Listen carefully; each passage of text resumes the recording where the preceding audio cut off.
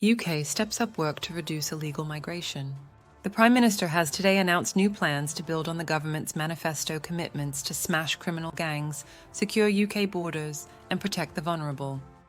Speaking from the European Political Community Summit, the biggest meeting of European leaders hosted in the UK for decades, the Prime Minister called on leaders to take an international approach to the growing irregular migration crisis as he announced plans to work with the Global South and European partners to tackle drivers of small boat arrivals.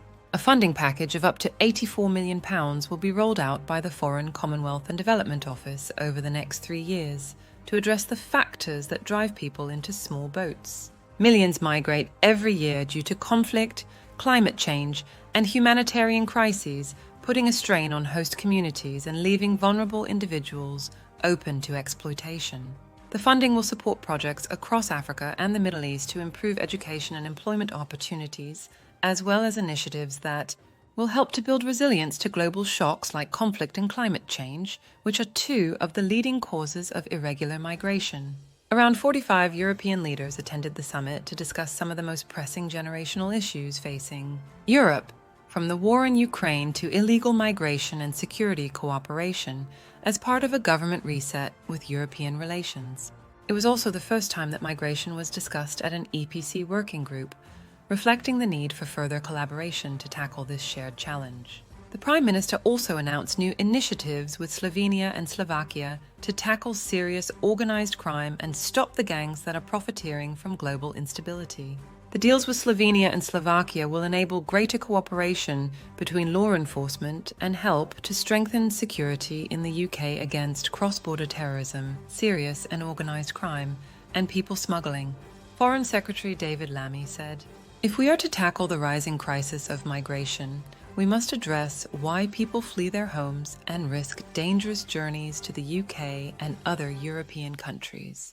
Our package of up to £84 million will improve education, boost employment, and build resilience to conflict and climate change across the Middle East and North Africa to help bring down migration figures whilst improving lives for the world's most vulnerable people. A key focus of the UK's work upstream will be to improve the long-term prospects for people in their home region by supporting them to access education and employment opportunities. New programs to help Syrian refugees in Jordan and Lebanon to access education, improve skills, and find employment opportunities will be introduced to deter migrants from travelling onwards.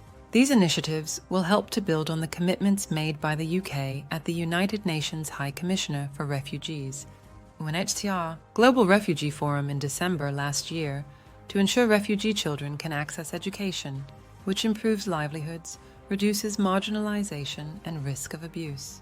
Meanwhile, funding in North and East Africa, including for the Better Regional Migration Management (BRMM) program, will help migrants to fill local skills gaps whilst ensuring their rights are protected.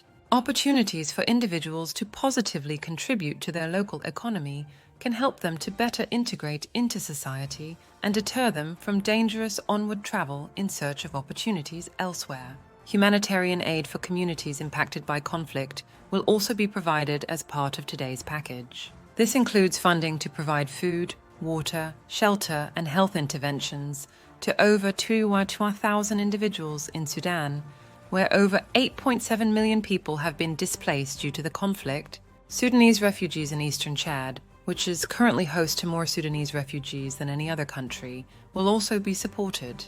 Not only is this aid vitally needed, but it will also help people to stay within their home region so they can return to their homes when conditions allow.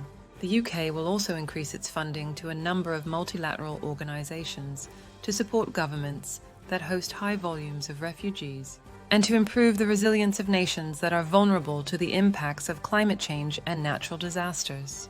The UK will also contribute up to £2 million to support the IOM's work in Libya, including for voluntary humanitarian returns. The initiative helps vulnerable migrants in Libya return to their home country and reintegrate into their community in a safe and dignified manner. The project has also been supported by the EU and has been promoted by Italy through the Rome process.